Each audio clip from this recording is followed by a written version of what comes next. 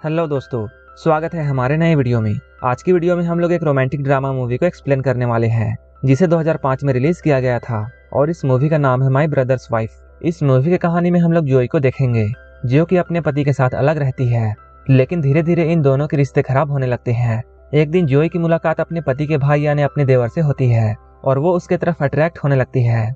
इसके बाद क्या होता है ये हम आगे मूवी में जानेंगे, तो चलिए इस मूवी को शुरू करते हैं। इस मूवी के शुरुआत में हम लोग जोई को देखते हैं जो कि अपने पति के साथ रहती है। उसके पति का नाम इग्नेजियो है। एक दिन इग्नेजियो जोई को लेकर अपनी माँ से मिलने के लिए जाता है। ये लोग इग्नेजियो के छोटे भाई के बारे में बातें कर रहे होते हैं जिसका नाम गोंजालो है, जो कि पेंटिंग्स बनाता है। यहाँ पर इग्नेजियो की माँ जोई को बताती है कुछ वक्त पहले इग्नेजियो और गोंजालो भाई की तरह रहते थे, लेकिन फिर इन दोनों के बीच में कड़वाहट बढ़ने लगी और इन दोनों ने एक दूसरे से बातें करना बंद कर दिया। यहीं पर जोई की सास उसे बच्चे के बारे में पूछती है क्योंकि इन दोनों की शादी को काफी दिन हो चुके हैं। इग्नेजियो यहाँ अपनी मॉम की बात को टाल देता है। वहीं हम लोग जोई को देखते हैं जो कि गोंजालो से मिलने के लिए गई है।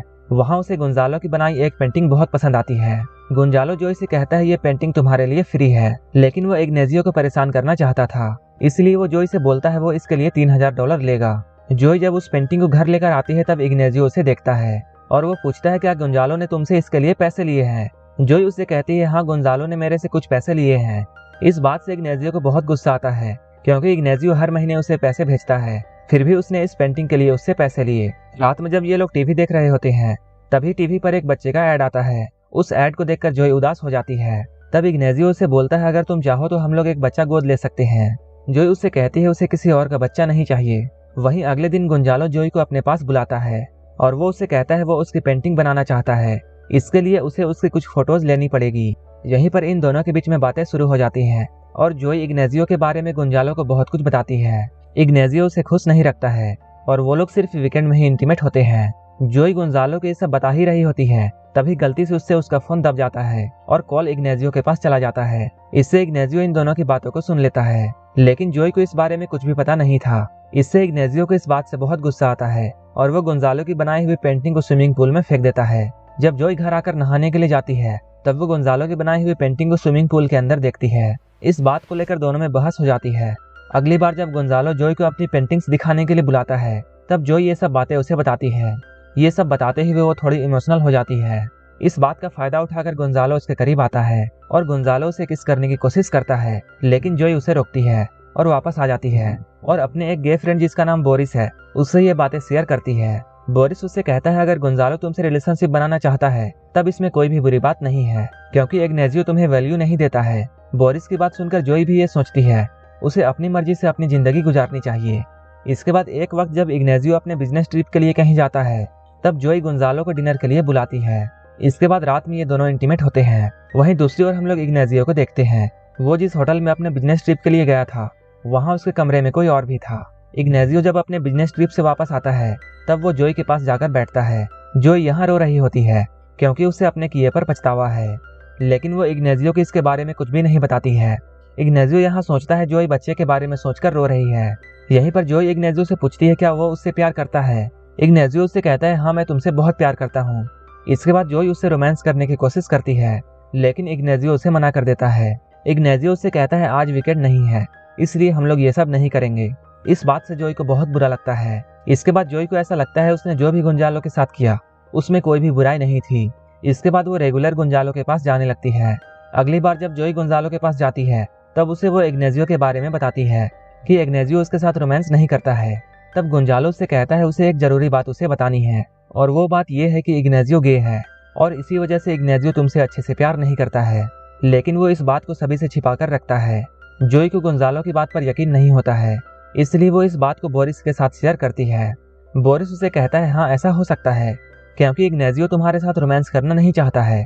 बोरिस की बातों को सुनकर जोई को इस बात पर यकीन होने लगता है। उसे इस बात पर और भी यकीन तब आ जाता है जब वो देखती है इग्नेजियो ने बहुत टाइम बाद अपने बॉडी को वैक्स कराया है। इसके बाद जोई इग्नेजियो के लिए एक लेटर लिखती है और अपने फोन को स्विमिंग पूल में फेंक कर वहां से चली जाती है। इसके बाद इग्नेजियो से कांटेक्ट करने की बहुत कोशिश करता है। जब वो जोई को ढूंढ नहीं पाता है तब वो गोंजालो के पास जाता है और उससे वो लड़ाई करके ये कहता है उसने जोई को ऐसा क्यों कहा कि वो गे है।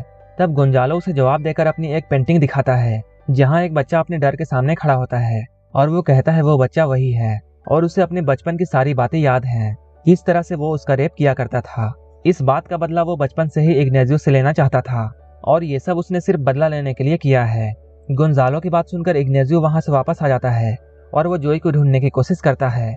इधर हम लोग जोई को देखते हैं जो कि एक होटल में है और यहाँ उसे पता चलता है कि वो प्रेग्नेंट है। इसके बाद वो घबराकर बोरिस के पास जाती है। बोरिस उससे कहता है उसे टेंशन लेने की जरूरत नहीं है, वो गोंजालो को सारी बातें बता दे। अगर गोंजालो उसे एक्सेप्ट करने से मना करता है तब वो खुद उस बच्चे को अपना नाम देगा और वो उस बच्चे का पिता बनने के लिए तैयार है। बोरिस की बातों को सुनने के बाद जोई को बहुत अच्छा लगता है। इसके बाद वो गोंजालो को मिलने के लिए एक होटल में बुलाती है, लेकिन जहाँ वो लोग मिलने वाले थे वहीं इग्नेजियो की एक मीटिंग होती है। जब गोंजालो जोई से मिलने के लिए यहाँ आता है तब इग्नेजियो उसे देख लेता है। इसके बाद वो उनके पीछे जाता है और वो कमरे के बाहर खड़े होकर इनकी बातों को सुनता है।